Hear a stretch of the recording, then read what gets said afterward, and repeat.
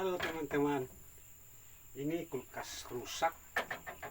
Ini kita cuci untuk kita bisa memanfaatkan untuk yang lain, bisa taruh-taruh barang. Jadi kita cuci dulu.